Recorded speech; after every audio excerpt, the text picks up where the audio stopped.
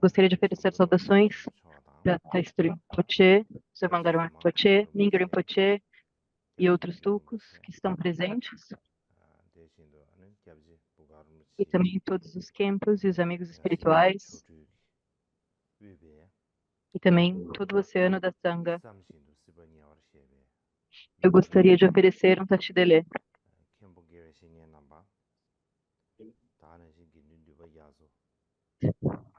Hoje é o último dia do nosso 38º Kadmula. Então, hoje eu gostaria de pegar essa oportunidade e gostaria de expressar rapidamente a minha gratidão ao Changon Vajradhara Taisri Rinpoche por presidir essa edição do Molam. E como todos vocês sabem, Changon Taisri Rinpoche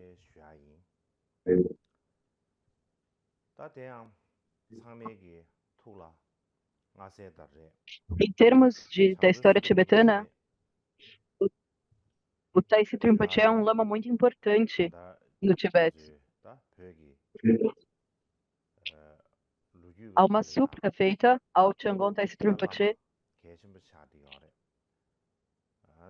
e fala como ele foi um súdito de um rei, que ele teve muitos renascimentos na Índia.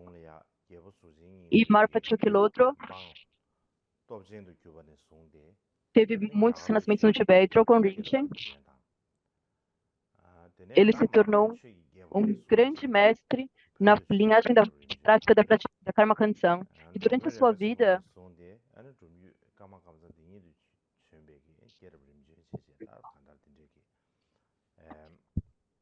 ele frequentemente demonstrou o jeito de ser de um grande mestre e demonstrou muitas realizações. E esse título, Taisito,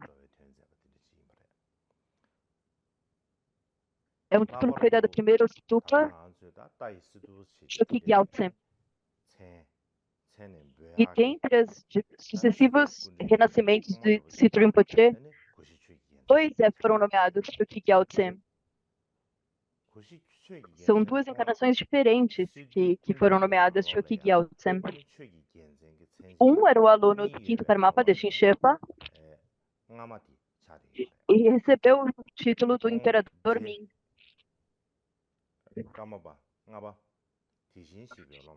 E a partir então desse momento, ele recebeu esse nome Kuan Yin.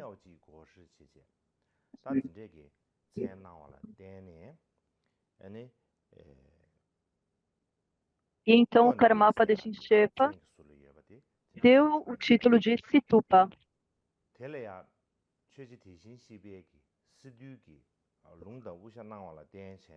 Então a sua reencarnação, Situ Tashipontron, foi um aluno do sexto Karmapa. E resumindo, todos esses sucessivos renascimentos de Situ Rinpoche são um dos tulcos mais antigos no budismo tibetano. E após o Karmapa e o Shamarpa, o próximo culto mais antigo é o Taisito. É o Taisito. Então, a partir do 7 Situpa, ele passou grande parte da sua vida supervisionando as atividades do Karmagon, do monastério Karmagon.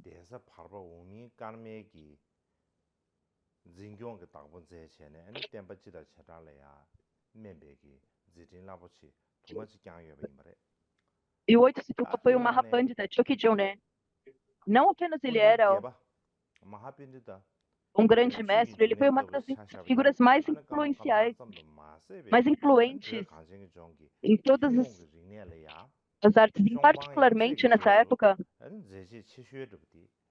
havia muitos problemas políticos para a Karma Kansan.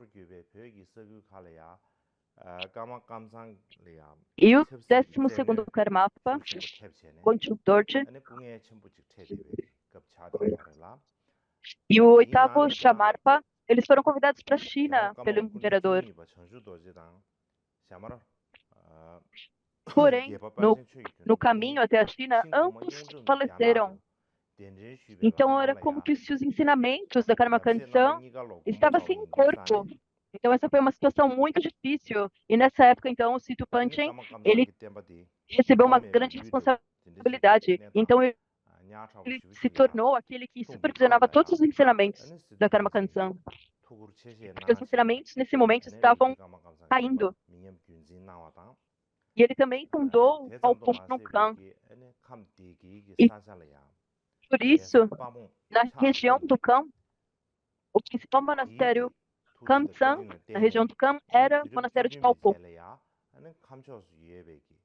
E no Palpum havia um estudo muito amplo de gramática, medicina, poesia, assim por diante.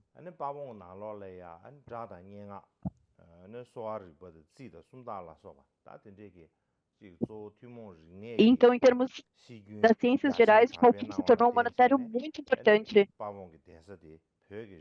E, particularmente, com Vajradhara Dorjen Chan, em termos de escutar, meditar e contemplar, a sua habilidade era enorme. E não importa do que você irá falar, ele é um guru dotado de todas as grandes qualidades. E na Índia, então, ele fundou o Palpum Shiravalin. E ele também tem supervisionado todos os monastérios de Palpum no Tibete.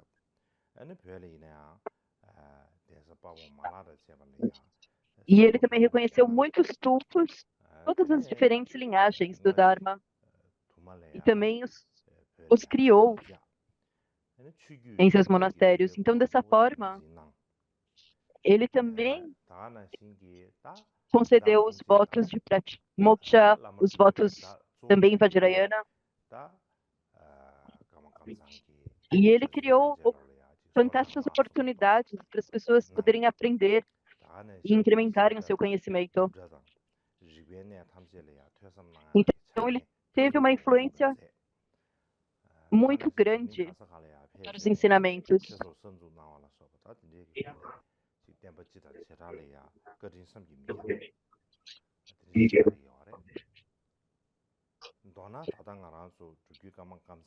E dentre os 4 filhos do coração, o principal é o Jamgon Sintur Rinpoche.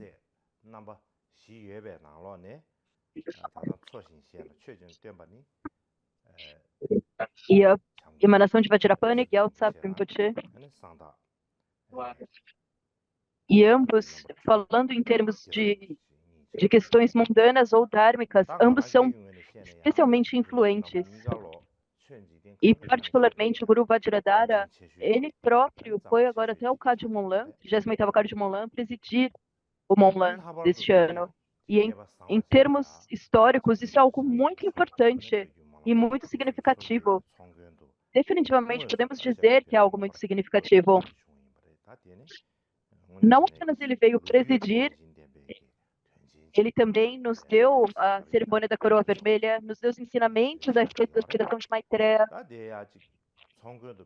e os ensinamentos, e também o empoderamento de Maitreya. E tantas pessoas vieram até o 38º Kadju Monlam.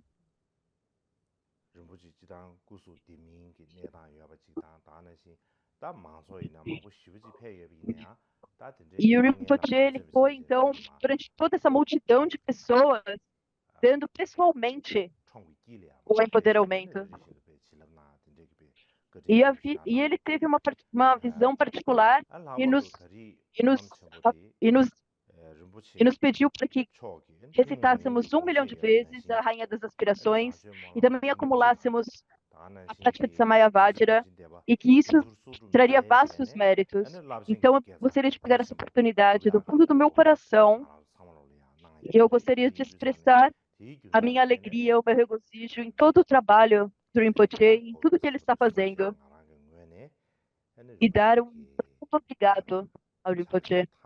E quando nós falamos Karmapa e os seus filhos do coração, isso é muito importante. Talvez algumas pessoas, nem todas as pessoas saibam. Mas as pessoas repetem Isso. O 13º Karmapa, que cito Junne, ambos tiveram um discípulo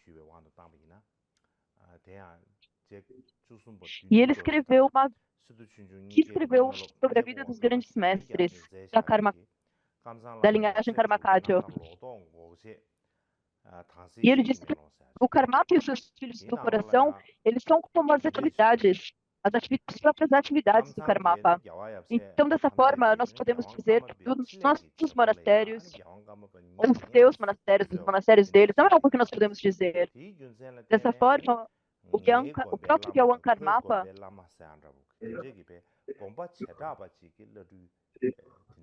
ele demonstra o mesmo respeito a todos os seus filhos do coração, sem nenhuma distinção entre eles. Então, dessa forma, ele mostra respeito a todos eles. E isso não é apenas uma mera coisa mundana ou política. Na verdade, os filhos do coração, eles são muito importantes em termos de Dharma.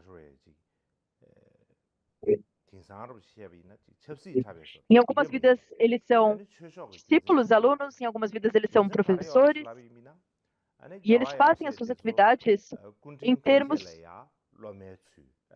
de estarem inseparáveis, de haver uma inseparabilidade entre professor e aluno.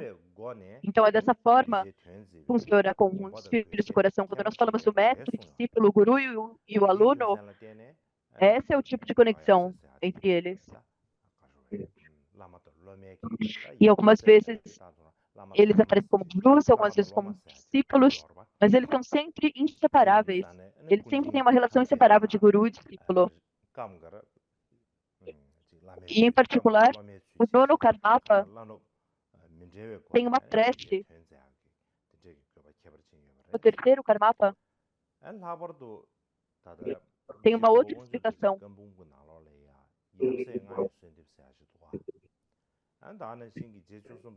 Falando de todos os mestres da Karmakatya.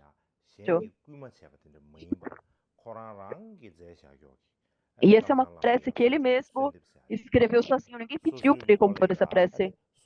E falando dos ensinamentos do mestre e dos filhos do coração, e pedindo pelo florescimento.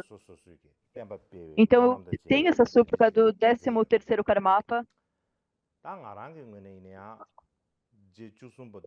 comparado com a prece do 15º Karmapa, e nós incluímos ambas no livro do Kadjimon. Mas, em todo caso,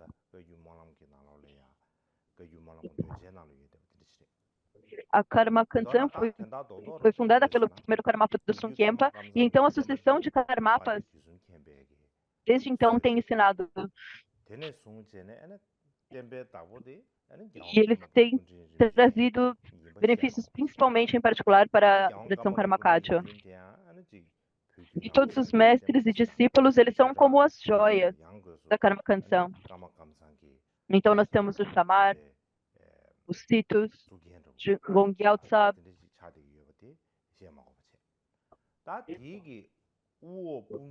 E eles são como os discípulos principais, os alunos principais.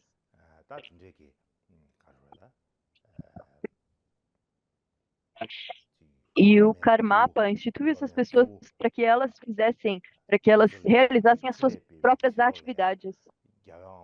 A própria atividade do Karmapa. Isso é explicado dessa forma. E então, por isso, nós não deveríamos ter nenhum tipo de enviesamento. E devíamos ter fé e devoção indistinguível por todos os filhos do coração. E, em particular, quando nós pensamos nos atendentes do Karmapa e dos filhos do coração, todos deveriam pensar que o nosso mestre é um mestre de toda a Karmakatya. Então, é muito importante pensar nisso.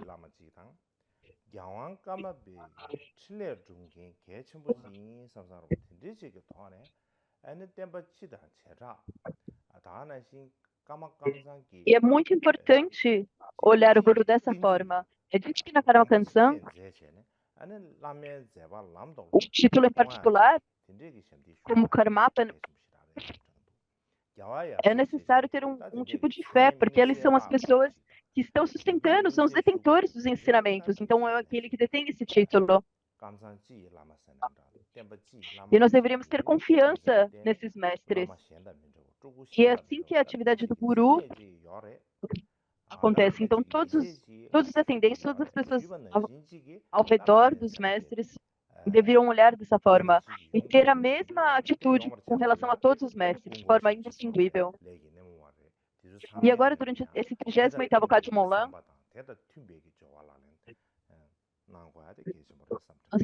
há 58 monastérios Kagyu,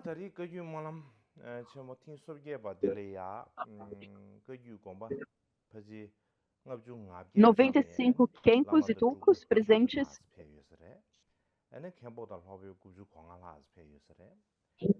3.000 noviços e monjas,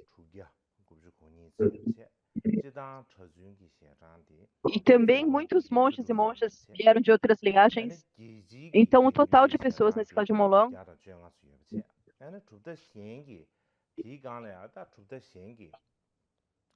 são mais de 4.000 somente membros da Sangha. E no comitê de organização do Kajumon,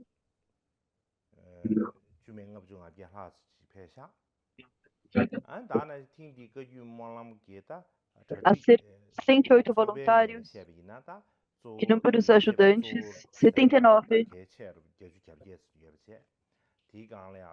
pessoas na limpeza e assim por diante. Então, dessa forma, mais de 800 pessoas estão trabalhando durante esse Kajumon. E também há muitas pessoas que vieram de Nepal, Índia,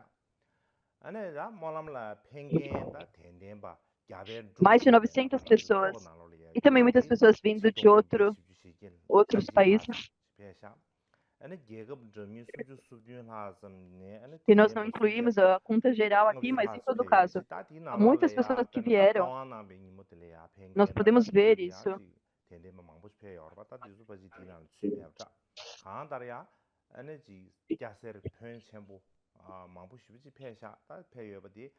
Nós tivemos dias que as pessoas nem mesmo puderam sentar dentro do Monlan, nós tivemos que colocá-las para sentar fora do Monlan, de tão lotado que estava. Algumas sessões.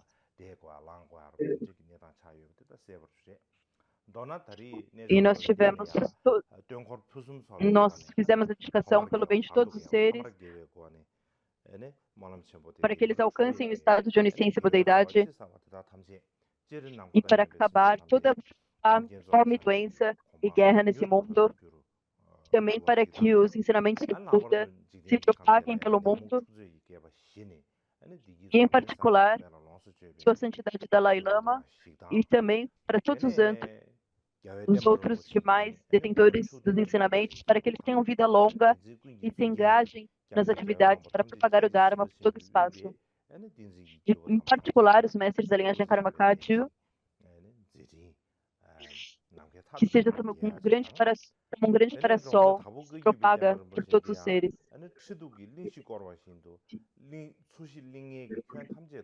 E que todos possam se engajar em atividades de ensinar e praticar. E que nós vejamos todos os seres sencientes, nossos pais e mães, e que tenhamos uma boa conexão com todos eles. E que possamos todos receber as bênçãos das 3 joias, e que possamos alcançar rapidamente a budeidade. Essa é a minha dedicação, então.